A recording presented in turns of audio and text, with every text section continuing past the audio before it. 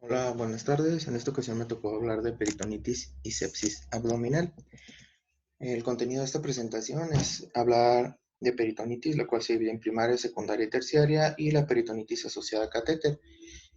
Y también hablar posteriormente de sepsis abdominal, un tema un poco complejo debido a que puede presentarse sepsis dependiendo de cada víscera y dependiendo de esto va a ser un tratamiento específico. Vamos a ver las generalidades de la sepsis abdominal. De cada tema vamos a hablar de la definición, factores de riesgo, tratamiento y pronóstico. Como introducción tenemos que las infecciones intraabdominales pueden presentarse de múltiples formas. Puede haber infecciones en el espacio retroperitoneal, cavidad intraperitoneal o prácticamente en cualquier víscera. Hay que recordar que la peritonitis es la infección más frecuente en pacientes con cirrosis. Estos van a tener un 30% de probabilidades de mortalidad al mes y 63% al año y una recurrencia hasta el 70%. La peritonitis se define como la inflamación del peritoneo, que va a ser el resultado de contaminación de esta cavidad, ya sea por microorganismos, sustancias irritantes o ambas. En esta presentación nos vamos a centrar solamente en la peritonitis infecciosa, la cual puede ser primaria, secundaria y terciaria. La primaria es aquella que no está relacionada con anormalidades intraabdominales. Se puede decir que hay una cavidad abdominal íntegra. Es la más frecuente en pacientes cirróticos. La secundaria va a involucrar un proceso intraabdominal, ya sea una apendicitis, ruptura de alguna víscera, diverticulitis, etc. Y la terciaria es cuando existe la persistencia de síntomas posteriores a tratamiento de una peritonitis secundaria y regularmente tiene la característica de que se involucran microorganismos multidrogoresistentes. La diálisis peritoneal, como comenté, es una categoría adicional. En la peritonitis bacteriana se refiere comúnmente como peritonitis bacteriana espontánea. No es una entidad específica, sino que representa un grupo de enfermedades que van a culminar con la infección de la cavidad peritoneal. Puede ocurrir en cualquier edad, sin embargo es más frecuente en niños y sobre todo en ancianos cuando tienen la presencia de cirrosis. La ruta de infección por la mayoría de las veces va a ser difícil de determinar y se da principalmente en pacientes con cirrosis que además están complicados con ascitis, pero otras causas pueden ser la hepatitis, ya sea agudo-crónica, la falla cardíaca, metástasis, lupus o linfedema. Y van a tener mayor riesgo aquellos pacientes que tienen hemorragia gastrointestinal, un episodio previo de peritonitis o baja concentración de proteínas en el líquido peritoneal. Los principales microorganismos involucrados son enterobacterias, aproximadamente en el 70% de los casos. En esta tabla podemos ver que se pueden involucrar tanto bacterias gram positivas como gram negativas. La más frecuentemente aislada es E. coli, hasta más de un tercio de los casos. Se puede aislar que Klebsiella, Pseudomonas es poco frecuente, y de los gram positivos, los estafilococos coagulasa negativos son frecuentes también. Estafilococo aureus no es tan frecuente. Pero algo importante es que había un aumento de microorganismos multidrogos resistentes.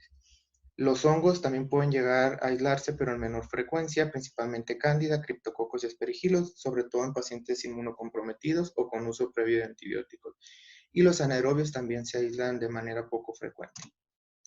Los factores de riesgo en pacientes con cirrosis sobre todo es una hemorragia digestiva alta previa, proteínas en ascitis menor de 1.5 y un episodio previo de peritonitis.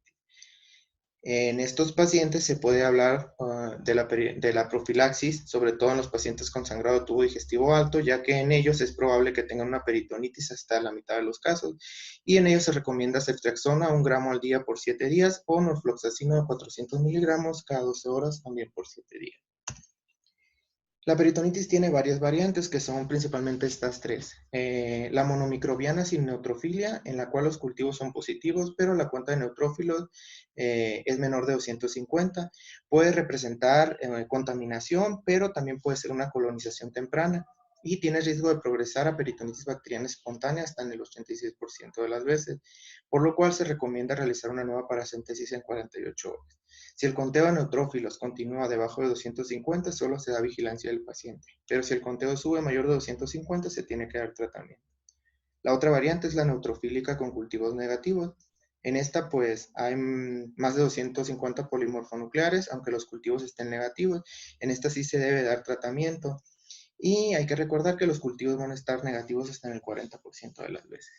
Y la polimicrobiana, que también se puede llamar como traumática, es aquella en la que al momento de hacer la paracentesis podemos llegar a perforar alguna víscera intestinal y pues se contamina ya la cavidad y va a haber crecimiento de múltiples microorganismos. Por lo general tiene conteo mayor de 250 polimorfonucleares, pero estos pueden ser una cifra menor. La peritonitis tuberculosa es otro tipo, o las metástasis, que no vamos a mencionar en esta presentación. Hay que recordar que la bacteremia puede estar presente en el 75% de las veces si son bacterias aerobias, pero las anaerobias difícilmente se aíslan en el hemocultivo de estos pacientes. La ruta de infección por lo general no es evidente. Puede ser hematógena, linfática, migración transmural o en caso de mujeres, migración desde las trompas de falopio. La más comentada en todas las bibliografías que revisé es la translocación bacteriana y esta se puede dar principalmente por dos rutas. La primera es que las bacterias entéricas van a migrar del lumen intestinal a los linfáticos mesentéricos, después van a entrar al conducto torácico y de ahí a la circulación sistémica, llegando hasta la cavidad peritoneal. La otra se da sobre todo en pacientes cirróticos, donde hay shunts portosistémicos. Aquí las bacterias van a migrar hasta la vena porta, van a entrar a la circulación sistémica y de ahí a la cavidad peritoneal. Hay que recordar que el alcoholismo va a alterar la opsonización y va a haber menores niveles de complemento en sangre en estos pacientes, así como una disminución de la actividad fagocítica. Por lo que en el paciente cirrótico, alcohólico, hay que tener pues siempre como un foco rojo de que pueden presentar más frecuente esta patología. Al diagnóstico se estima que el 10% de estos pacientes van a presentar un episodio al año de seguimiento. Las manifestaciones clínicas va a ser principalmente la fiebre. Puede haber dolor abdominal desde leve hasta datos francos de irritación peritoneal. Se puede acompañar de náusea, vómito, incluso diarrea. Y la ascitis va a ser prácticamente una constante. Hay que tener en cuenta que en los pacientes que tienen datos de alguna hepatopatía o que ya se conocen con cirrosis, hay que considerar una peritonitis bacteriana siempre que estemos ante una descompensación de esta cirrosis, sobre todo una encefalopatía hepática. Por otro lado, la peritonitis tuberculosa, esta va a ser una enfermedad más gradual. Puede haber fiebre, pérdida de peso, malestar general, diaforesis y distensión abdominal. Incluso puede llegar a haber diarrea o alternar esta con estreñimiento. Para hacer el diagnóstico, lo principal que necesitamos va a ser una paracentesis para obtener líquido de ascitis. Esta se debe realizar preferentemente durante las primeras 6 horas de que llegue el paciente y previo a la administración de antibióticos. Debemos de obtener un conteo celular con diferencial, conteo de proteínas, GRAM y enviar muestras para cultivo. Aquí lo que más nos va a importar es el conteo de polimorfonucleares. Si es mayor de 250 células por milímetro cúbico, se considera diagnóstico, incluso cuando el cultivo esté negativo. Pero este puede darnos cierto grado de error, sobre todo cuando la paracentesis es traumática.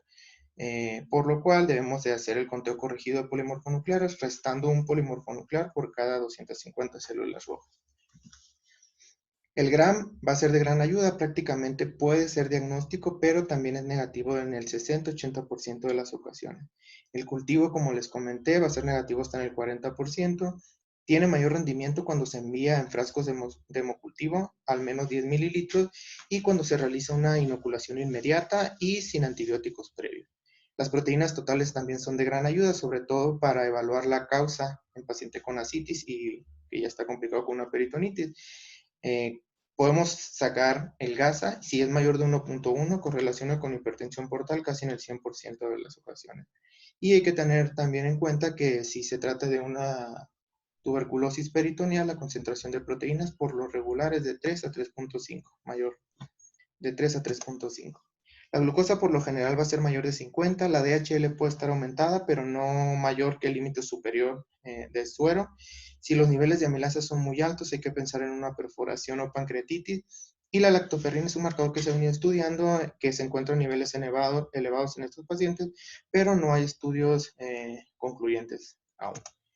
El pronóstico por lo general es bueno, pero en pacientes con cirrosis la mortalidad va a estar aumentada. Quizá no en el episodio agudo, pero aproximadamente el 70% puede llegar a fallecer al año y el 80% a los 2 años.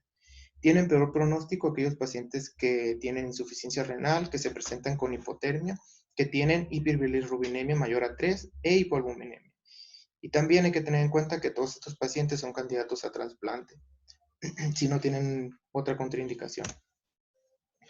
Debido a que el Gram, como les comenté, frecuentemente es negativo y los cultivos por lo general no se reportan inmediatamente, pues se tienen que utilizar antibióticos empíricos en el tratamiento, los cuales se pueden modificar posteriormente con el resultado ya del cultivo. Previamente se recomendaba una cefalosporina de tercera generación o bien la combinación de ampicilina con un aminoglucósido. Actualmente esta última combinación no se recomienda. Se recomienda la primera porque esta tiene menor riesgo de nefrotoxicidad y todavía no hay tanta resistencia. Sobre todo se recomienda cefalosporinas si se piensa que hay resistencia a quinolonas en un paciente que estaba en profilaxis, porque previamente sí se recomendaba también las quinolonas. Esta es una tabla en donde están los antibióticos recomendados. Si, si la peritonitis es adquirida en la comunidad, ¿qué quiere decir? Que se diagnosticó en las primeras 48 horas de que el paciente ingresó al hospital o incluso desde su ingreso, se recomienda una cefalosporina de tercera generación o piperacilina tazobactam.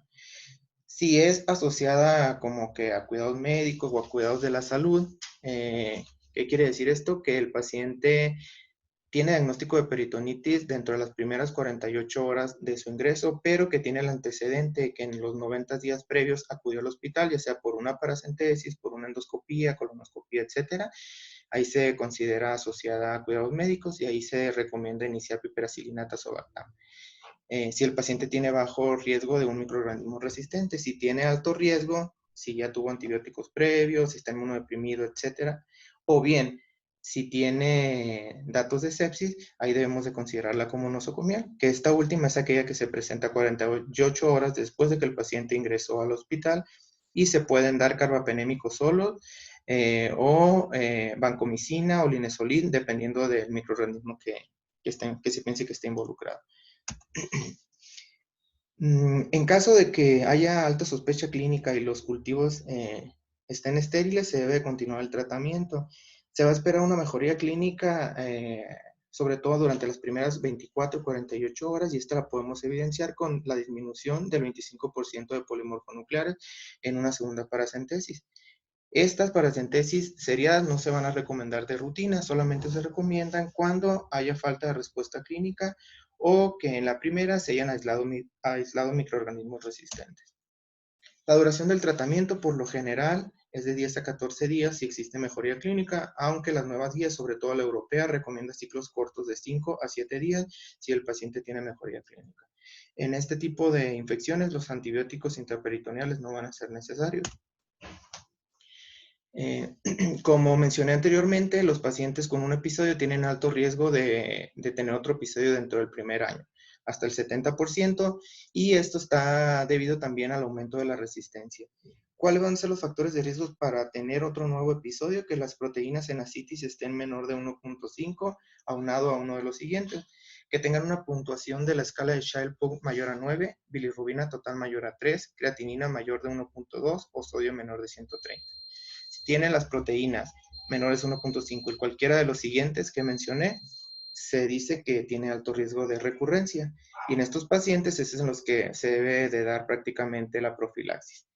Si el paciente tiene al menos un episodio previo de peritonitis, se debe dar el norfloxacino como profilaxis hasta la muerte o el trasplante del paciente. Si el paciente no tiene un episodio previo, pero tiene alto riesgo, que son los factores que le comenté, también se debe dar norfloxacino. Si el paciente tiene sangrado de tubo digestivo alto, se puede dar norfloxacino o ceftriaxona, las dosis que ya comentamos previamente también. La rifaximina se ha estudiado también, pero hasta ahorita no hay una evidencia firme que la recomiende como profilaxis. Y algo importante, que si bien en la duración dice que se debe dar hasta la muerte o hasta el trasplante, algunas guías también refieren que se puede suspender la profilaxis si hay mejoría clínica y desaparece la ascitis, que esto difícilmente se va a lograr en la mayoría de nuestros pacientes. Bueno, hablando un poco de la peritonitis secundaria, se define como una complicación de cualquier patología abdominal, ya sea traumática, infecciosa o ulcerosa, que conlleve una pérdida de la integridad del tracto gastrointestinal y se va a complicar pues con una peritonitis. Las manifestaciones tempranas van a ser de acuerdo al proceso primario o la víscera afectada, si es una apendicitis, si es afección de colon, estómago, etcétera. En estos pacientes regularmente se presentan con datos de irritación peritoneal, cualquier tipo de movimiento va a agravar el dolor, puede haber anorexia, náusea y vómitos frecuentemente. El típico paciente que va a desarrollar una peritonitis secundaria es un paciente que por lo general se está recuperando de una cirugía o de alguna infección y va a presentar fiebres y síntomas locales. Pueden tener temperatura que va a llegar hasta los 40-42 grados centígrados, pero pueden presentarse también con hipotermia, sobre todo en los ancianos. Si la infección va progresando a sepsis, puede haber taquicardia, hipotensión y es muy marcada la rigidez abdominal y el dolor en el sitio de afección, ¿no? Los estudios diagnósticos regularmente se van a presentar con leucocitosis, pero puede haber un conteo normal con desviación a la izquierda. Hay que realizar hemocultivos tanto para bacterias y hongos, sobre todo si en pacientes inmunodeprimidos o con uso crónico de antibióticos, y está recomendado también el uso de procalcitonina para ir guiando la terapéutica. En estos pacientes es recomendable tener una radiografía de abdomen, en donde se puede evidenciar distensión de intestinos o datos digestivos de alguna oclusión. El ultrasonido es generalmente el que más se utiliza, sobre todo nos ayuda para evaluar los cuadrantes superiores y la pelvis, pero la que sería como de primera elección va a ser la tomografía, sobre todo en aquellos pacientes donde no hay un foco evidente de la infección. Y la peritonitis terciaria se va a definir como aquella que en la cual hay una inflamación peritoneal que persiste o recurre después de 48 horas de tratamiento de una peritonitis secundaria. Se va a presentar con signos clínicos de irritación peritoneal y regularmente estos pacientes tienen un tratamiento adecuado o van mejorando y recurren después de las 48 horas. Esta se va a dividir en posible, probable o confirmada. La posible es aquella donde persisten signos clínicos, pero no hay evidencia de infección o inflamación. Es decir, los polimorfonucleares van a ser menor de 500 en el líquido. La probable es con la clínica que mencioné, pero mayor de 500 polimorfonucleares en el líquido de ascitis. Y la confirmada es el contexto clínico más los 500 polimorfonucleares y en la cual se aísla uno o varios patógenos.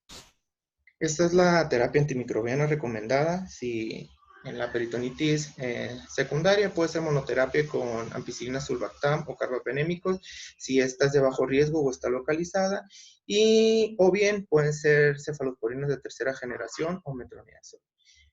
Si tiene peritonitis difusa o tiene pacientes de alto riesgo, que ahorita vamos a ver cuáles son estos, se recomienda un carbapenémico, piperacilina, tazobactam, o bien terapia combinada de una cefalosporina de tercera o cuarta generación más metronidazol. Si tiene una peritonitis terciaria, lo que más recomiendan las guías es que el tratamiento sea de acuerdo a la microbiología de cada hospital. Y en estos pacientes sí está recomendado añadir terapia contra hongos, sobre todo los pacientes de alto riesgo que he venido mencionando. Otro tema también importante que quizá lo maneja muy frecuentemente el nefrólogo, pero que también debemos de conocer, es la peritonitis asociada a diálisis peritoneal o asociada a catéter. El diagnóstico se va a realizar con dos de los siguientes 3 puntos. Uno, que tenga clínica compatible, ¿cuál es? Dolor abdominal y o líquido turbio. Que el conteo de células sea mayor a 100 o incluso menor de 100, pero que tenga mayores de 50 polimorfonucleares con una estancia de al menos 2 horas en la cavidad. Y el tercer punto es que tenga un cultivo positivo. Cualquiera de estos 2 de 3 hacen el diagnóstico. Hay que tener en cuenta que los cultivos tienen mayor rendimiento cuando se envían en frascos para hemocultivos. Se tienen que enviar tanto para aerobios como para anaerobios y también pueden llegar a salir negativos en el 20-40% de las ocasiones. El tratamiento de esta peritonitis es un poco diferente. Tenemos que cubrir tanto contra gram positivos como gram negativos. Para gram positivos se recomienda una cefalosporina de primera generación o bien vancomicina, sobre todo si se piensa en estafilococo áureo meticilino resistente. Y para gram negativo lo más común es que se añada una cefalosporina de tercera generación o un aminoglucósido. Hay que tener en cuenta que la duración en la cavidad de los antibióticos debe ser por lo menos 6 horas. Se debe durar aproximadamente 21 días de tratamiento y se puede realizar ajuste con los resultados de cultivo, ¿no? Esto según las guías de diálisis peritoneal del 2016. Las principales opciones de tratamiento que menciona esta guía es la combinación de vancomicina con ceftazidima, que ha mostrado ser superior en en diversos metaanálisis, pero también se puede utilizar cefepime como monoterapia, ya que va contra gram positivos y gram negativos. Algunos puntos a recalcar es que la ruta de antibióticos se va a preferir siempre la peritoneal, al menos que el paciente tenga datos de sepsis.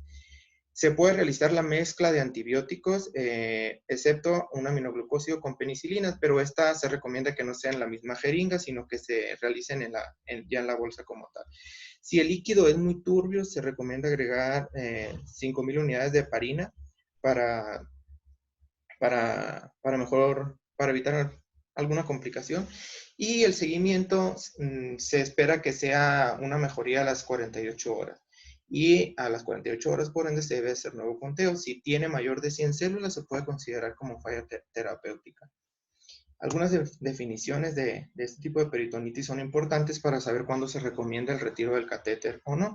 Tenemos la refractaria, en la cual el líquido va a persistir turbio y los cultivos positivos después de 5 días de antibiótico. En esta está indicado retirar el catéter. La recurrente es aquella que vuelve a presentarse en menos de 4 semanas de terminar el antibiótico, pero con otro microorganismo. La reincidente es muy similar, pero con el mismo microorganismo aislado en el primer episodio. La de repetición, esta ya se presenta después de 4 semanas de terminar el antibiótico y se da también con el mismo microorganismo. En estas 3 se pueden volver a tratar sin necesidad de hacer recambio de catéter. Una que sí es indicación de retiro de catéter es cuando se aísla algún hongo. Se debe de remover inmediatamente y continuar tratamiento por 2 semanas. En cuanto a pseudomonas y tuberculosis, la mayoría de las revisiones recomiendan que sí se retire el catéter, aunque hay algunas que dicen que se puede dar tratamiento y valorar, pero por lo general sí se recomienda retirar en estas 2 ocasiones también. Ahora vamos a hablar un poco de sepsis abdominal. Bueno, hay que tener en cuenta que respectivamente de la causa primaria van a existir ciertas medidas universales, por así decirlo, que nos van a ayudar a mejorar la sobrevida de estos pacientes. Menciono esto porque cada patología abdominal tiene pues sus propias características y su forma de tratamiento, ya sea una pancreatitis, apendicitis, etc. En algunas revisiones se menciona que la sepsis abdominal es la segunda causa de sepsis en muchas instituciones, y algo para recalcar es que existe un aumento importante de enterobacterias productoras de beta-lactamasas en las infecciones intraabdominales a nivel mundial. Así, algo rapidito de la fisiopatología, pues vamos a tener la infección de cualquier víscera abdominal, se va a dar la liberación de mediadores inflamatorios y citocinas, el paciente va a tener datos de síndrome de respuesta inflamatoria sistémica, va a presentar posteriormente sepsis y va a llevarlo a falla orgánica múltiple, y si no actuamos a tiempo, pues a la muerte. El diagnóstico se va a dar por la clínica y la exploración física. Se recomienda también la TAC como la modalidad de elección en los pacientes que no requieren una laparotomía urgente. Si el paciente está con datos de sepsis y datos francos de irritación peritoneal, lo ideal sería hacer una laparotomía urgente, pero si no, podemos realizar la TAC. Algo que me causó un poco de controversia es las recomendaciones que hacía la guía de la ICSA del 2010 en cuestión de los hemocultivos.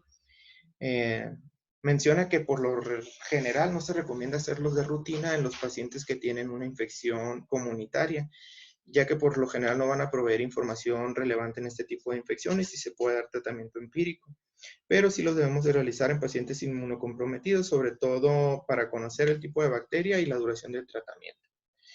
El GRAM, sobre todo se recomienda en infecciones intrahospitalarias porque ayuda a valorar la presencia de levadura. Pero, pues, si recordamos un poco a lo que dice el Surviving Sepsis, independientemente del sitio de infección, actualmente se recomienda tomar los set de hemocultivos durante la primera hora de que llega el paciente, antes de la administración de los antibióticos. Entonces, pues, esa recomendación de la ITSA como que ya no está vigente. En caso de los cultivos del sitio de infección, se recomienda enviar tanto para aerobios y anaerobios, ya que van a ayudar a evaluar los microorganismos y la resistencia local. Y sobre todo nos van a ayudar en pacientes de alto riesgo que hayan tenido uso de antibióticos previos. Hay que tener en mente que se debe enviar suficiente volumen, mínimo 1 mililitro si es líquido, pero lo más óptimo es enviar 10 mililitros en frascos para hemocultivos, tanto para aerobios como para anaerobios, para aumentar el rendimiento diagnóstico. Se debe de indicar enviar 0.5 mililitros extra para gram y cultivo de hongos. Si es una patología quirúrgica, quizás nosotros no vamos a tomar la muestra, pero sí es importante a lo mejor ponerla en la recomendación. Para el pronóstico de la sepsis abdominal se han elaborado varias escalas pronósticas, sobre todo para elegir el mejor tratamiento o el sitio de atención. La más mencionada es el índice de peritonitis de Mannheim, que va a determinar la mortalidad a 28 días. Tiene en cuenta estos factores: la edad, el sexo, si el paciente tiene falla orgánica, si tiene alguna patología oncológica previa y el tiempo de evolución. Si el origen no es de colon, si tiene una peritonitis generalizada y si el líquido que se extrae es fecaloide o son simplemente purulento. Si tiene mayor de 26 puntos, tiene una sensibilidad del 95% y especificidad del 80% para predecir mortalidad a 28 días. Y otros parámetros que se toman en cuenta, sobre todo para el ingreso temprano a UCI, es que haya habido un retraso en la intervención inicial mayor de 24 horas, sobre todo si es patología quirúrgica, si tiene una puntuación de Apache mayor a 15, si tiene edad mayor de 65 años, hipoalbuminemia, si la peritonitis es difusa o si tiene presencia de malignidad. Ante estos datos, pues también podemos poner recomendaciones que el paciente se va a beneficiar de manejo en unidad de cuidados intensivos. El tratamiento médico, hay que recordar que se va a tratar prácticamente como una sepsis de cualquier sitio. Se tiene que dar la reposición de líquidos. Si el paciente continúa o persiste con la PAM por debajo de metas, hay que iniciar los medicamentos vasoactivos de manera temprana. Y aquí lo que más nos toca es el manejo antibiótico. Al tener el diagnóstico de una infección intraabdominal o sospecha de la misma, si el paciente tiene sepsis, estos se deben de iniciar dentro de la primera hora de que llegue el paciente. Si el paciente tenemos la sospecha o evidencia de algún sitio de infección, pero no cumple criterios para sepsis, nos da tiempo a iniciar el antibiótico dentro de las primeras 8 horas. Los microorganismos asociados también son muy variados y van a depender de acuerdo al tipo de infección y el nivel donde se produce. Si hay una perforación, por ejemplo, en el tracto alimenticio superior, que se menciona que es hasta duodeno, la contaminación bacteriana por lo regular va a ser menos seria, pero si la perforación se da en el intestino delgado bajo, colon o recto, esto puede ser catastrófico. Y se aíslan diversos tipos de bacterias, puede haber desde enterobacterias, estreptococos, puede ser una infección polimicrobiana, que hay enterobacterias también, enterococos, anaerobios, algún tipo de hongo, o bien puede haber microorganismos multidrogoresistentes. Hay que recordar también que aunado al aumento de las resistencias a beta-lactámicos, existe un aumento creciente de resistencias de E. coli a quinolona, por lo cual estas ya no van a estar tan recomendadas en el tratamiento de primera elección. También hay un aumento creciente de aislamientos de pseudomonas y estafilococo aureus, que estos son los que más frecuentemente se van a aislar en los hemocultivos de pacientes con infecciones abdominales. Hay un aumento importante de cándida, sobre todo en pacientes con uso crónico de antibióticos e inmunocomprometidos. Bueno, algunos puntos a tener en cuenta en la terapia antimicrobiana es que se debe iniciar el tratamiento antibiótico de amplio espectro dirigido contra aerobios gram positivos, bacilos facultativos y estreptococos gram positivos principalmente. La cobertura para bacilos anaerobios la vamos a dejar sobre todo cuando hay alguna alteración o infección de intestino delgado distal o colon, o bien que haya perforaciones proximales en el contexto de una obstrucción o hilo paralítico, o que el paciente esté con inhibidores de la bomba de protones, porque tienen más riesgos de infecciones por anaerobios también. Se puede dar monoterapia o terapia combinada, ahorita vamos a ver los esquemas, y siempre hay que tomar en cuenta el posible origen. También cuando el paciente se va a someter a una intervención quirúrgica, debemos de tener en cuenta los niveles de antibióticos durante el procedimiento, los cuales deben de ser óptimos, por lo que debemos de recomendar una dosis previa a la intervención, regularmente 1 hora antes, sobre todo por los cambios hemodinámicos que se dan cuando el paciente está en la cirugía.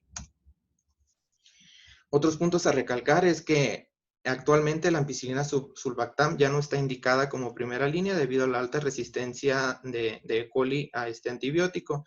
La clindamicina tampoco está indicada debido a la resistencia en aumento que ha habido de bacteroides a este antibiótico. Los aminoglucósidos tampoco, sobre todo porque hay opciones menos tóxicas. La terapia empírica contra cándida tampoco está indicada, solo vimos ya en quiénes sí la vamos a indicar. Las quinolonas solamente se pudieran llegar a indicar, sobre todo en infecciones comunitarias, si tenemos registros locales y la susceptibilidad de E. coli es mayor al 90%. En las adquiridas en el hospital, tenemos que tener un reporte local y de acuerdo a ello elegir el antibiótico. Y la comunitaria de bajo riesgo hace mención que incluso cuando ya tengamos el antibiograma, si el paciente con el antibiótico empírico tiene buena respuesta, podemos continuar ese ciclo y no necesariamente cambiar. Esos son los antibióticos que se recomiendan.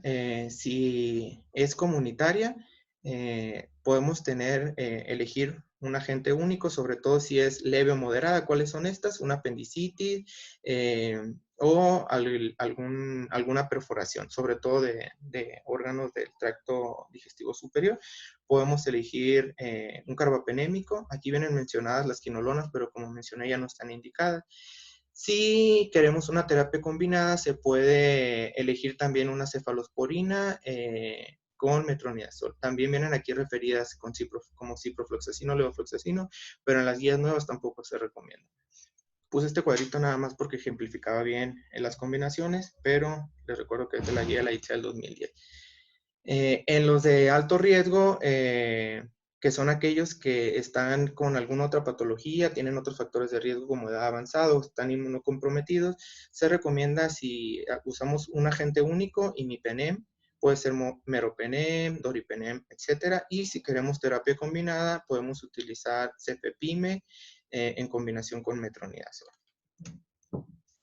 En aquellas infecciones o sepsis asociadas a cuidados médicos o intrahospitalarias, pues va a depender, como les he venido comentando, del registro de la flora que tenemos en este hospital. Por ejemplo, si tenemos que la resistencia a pseudomonas es menor del 20% y también la producción de bacterias productoras de beta-lactamasa también es menor del 20%, o los aislamientos de Acinetobacter también menor del 20%, pues se puede recomendar un carbapenémico, piperacilina tazobactam, cefepime, y pues no estarían indicados los aminoglucósidos. Si tenemos altos aislamientos de producción de beta-lactamasas, pues ya no van a estar recomendadas las cefalosporinas con el metronidazol, se va a recomendar un carbapenémico o piperacilina tazobactam. Si en nuestra unidad tenemos una resistencia de pseudomonas mayor al 20%, tampoco va a estar recomendado las cefalosporinas con metronidazol, también podemos utilizar carbapenémicos o piperacilina tazobactam. Y si nos encontramos ante un aislamiento de MRSA, pues lo más recomendable es utilizar vancomicina. Otros puntos así a enfatizar en el manejo antibiótico es que la duración regularmente puede ser de 4 a 7 días si hay adecuada respuesta, o bien 4 días después de que el paciente ya no tiene hay mejoría de la clínica, excepto cuando tomamos hemocultivos y se aisló estafilococo aureus resistente, ahí sí la terapia tiene que ser hasta 14 días. Si nos encontramos ante una infección que se dio por perforación de estómago y ayuno proximal, y si esta se repara dentro de las primeras 24 horas, no es necesario dar un ciclo largo de antibióticos, solamente se recomienda profilaxis durante un día. Si se repara en más de 24 horas, sí se recomienda dar un ciclo como si fuera una perforación de intestino distal. Si nos encontramos ante una apendicitis que se operó y no hay perforación, abscesos, no está necrótica, hay que descontinuar los antibióticos 24 horas posterior a la intervención. Hay que tener en cuenta que en cualquier patología infecciosa abdominal debemos de cambiar a la vía oral en cuanto sea posible. Si el microorganismo es sensible solo a medicamentos intravenosos, también se recomienda que esto se termine fuera del hospital. Y se va a hablar de falla terapéutica si tras 4 o 7 días de antibiótico no hay mejoría. Y en ellos debemos realizar TAC y continuar con el antibiótico inicial mientras obtenemos otros resultados. Se deben investigar otros sitios no abdominales de infección o causas no infecciosas y es indicación para nueva toma de cultivos.